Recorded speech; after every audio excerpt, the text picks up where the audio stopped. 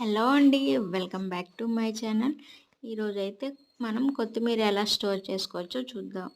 ముందుగా అయితే నేనైతే ఒక కట్ట కొత్తిమీర తీసుకున్నానండి. వీటినైతే ఈ విధంగా తుంపేసి సపరేట్ చేసుకోవాలి.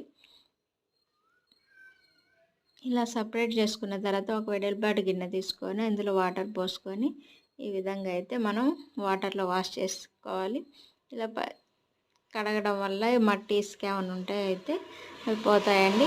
ఇలా వాటర్లో ఒకటి నుంచి ఒక 2-3 సార్లు అయితే మనం క్లీన్ చేసుకోవాలి. ఇలా క్లీన్ చేసుకున్న తర్వాత ఒక ప్లేట్ తీసుకొని ఆ ప్లేట్లోకి పెట్టుకోవాలి.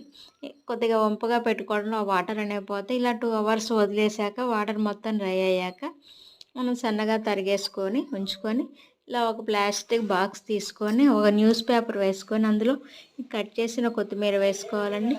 ఇలా వేసుకొని పైన కూడా ఇంకో న్యూస్ పేపర్తో కవర్ చేసేసి బాక్స్ క్యాప్ పెట్టేసుకొని మనం ఫ్రిడ్జ్లో స్టోర్ చేసుకున్నట్లయితే మనకు కొత్తిమీర 1 వీక్ అయినా పాడవకుండా ఉంటుందండి.